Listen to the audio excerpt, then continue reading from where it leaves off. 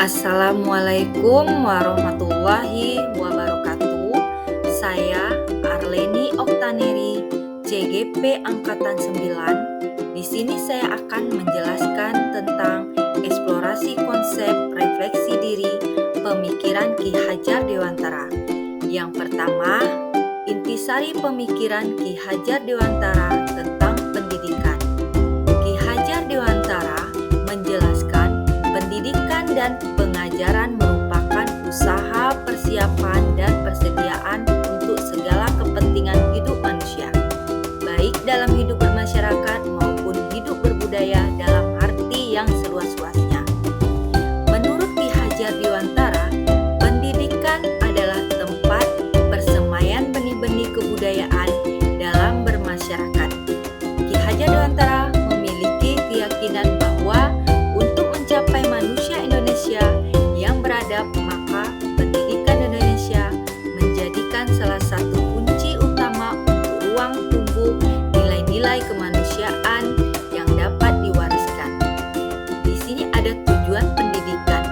Yang pertama yaitu menuntut segala kodrat yang ada pada anak-anak agar mereka dapat mencapai keselamatan dan kebahagiaan yang setinggi-tingginya, baik sebagai manusia maupun sebagai anggota masyarakat. Yang kedua, pendidikan itu hanya dapat menuntun tumbuh atau hidupnya kekuatan kodrat yang ada pada anak-anak agar dapat memperbaiki lakunya, bukan dasarnya, hidup dan tumbuhnya kekuatan kodrat anak. Ki Hajar Dewantara mengibaratkan peran pendidikan seperti seorang petani atau tukang kebun. Anak-anak seperti biji tumbuhan yang disemai dan ditanam di lahan yang telah disediakan dalam proses menuntun atau diberikan kebebasan, namun pendidikan sebagai pamong dalam memberi tuntunan dan arahan agar anak tidak kehilangan arah dan membahayakan dirinya. Seorang pamong dapat memberikan tuntunan agar anak dapat menemukan kemerdekaannya dalam belajar. Yang kedua, pembelajaran yang mencerminkan pemikiran Ki Hajar Dewantara. Pembelajaran dari filosofil Ki Hajar Dewantara ada 4. Yang pertama yaitu memerdekakan dan berpusat pada murid. Yang kedua, mengikuti perkembangan zaman.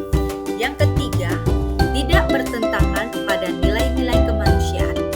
Yang keempat, pembangunan budi pekerti dan berfokus pada proses bukan hasil. Perubahan budi pekerti. Menurut Ki Hajar Dewantara, budi pekerti diartikan sebagai perpaduan antara cipta, kognitif, rasa efektif sehingga menjadi karya psikomotor. Pendidikan harus mampu mengubah budi pekerti peserta didik menjadi lebih baik. Yang ketiga, filosofi Ki Hajar Dewantara dapat terwujud jika: yang pertama, guru bersifat pamong sesuai dengan semboyan atau trilogi Ki Hajar Dewantara. Yang kedua, pembelajaran sesuai dengan kodrat alam dan kodrat zaman. Yang ketiga, kemerdekaan dalam memilih metode pembelajaran dan evaluasi. Yang keempat, konsep pemikiran Ki Hajar Dewantara di kelas yang kita laksanakan. Penerapan di kelas yang pertama, mengikuti perkembangan zaman dengan berbagai pemanfaatan iptek pada proses pembelajaran melalui plafon yang menarik.